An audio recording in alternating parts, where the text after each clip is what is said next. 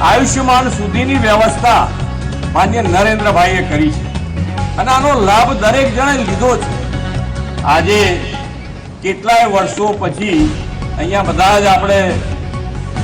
એક વેપારી જગતથી જોડાયેલા બધા વ્યક્તિઓ જ્યારે લોકસભાનું ઇલેક્શન આવે તો આપણને બધાને શું થાય કે આપણું અર્થવ્યવસ્થાનું થશે શું, આપણા દેશનું થશે શું,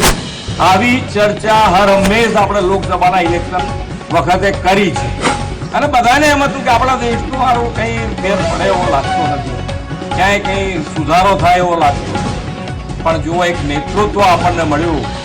માન્ય નરેન્દ્રભાઈ અને અમિતભાઈનું નેતૃત્વ આપણને મળ્યું અને આજે લોકસભાના ઇલેક્શનમાં આપણી અર્થવ્યવસ્થા 11મા સ્થાનેથી 5મા સ્થાને તો આવી જ, પણ આજે ચર્ચા લોકસભાના ઇલેક્શન વખતે શું થાય છે કે આપણું અર્થતંત્ર 3જા સ્થાને આવશે અને ક્યારે આવશે એ આપણે બધા ભેગા થઈને માન્ય નરેન્દ્રભાઈને 3જી વખત બેસાડીએ એટલે આ અર્થવ્યવસ્થા 3જા સ્થાને। કેટલી મોટો ચેન્જ 10 વર્ષમાં દરેક સેક્ટરમાં ખૂબ મોટા બદલાવ સાથે આ દેશ આગળ વધી રહ્યો છે અને આજે તમે અહીંયાથી ઘણા બધાએ ઘણું બધું ચૂંટણી હોય એટલે અમારે સ્ટેજ આવે અને સ્ટેજની સામે તમે બધા બેઠા હોય એટલે અહીંયાથી કોઈએ કંઈ બાકી રાખ્યું નહીં હોય મારા માટે, પણ આજે કોઈ પણ જેને વોટ આપવાનો છે તો એને વોટ આપવા માટેનું કારણ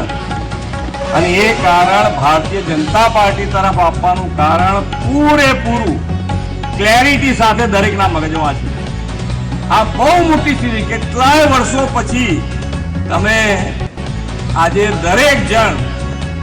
400 પાર સાથે માન્ય નરેન્દ્રભાઈને બેસાડવાની તૈયારી કરી, કેટલા વખત પછી ક્લેરિટી સાથે આ ઇલેક્શન લડાઈ રહ્યું છે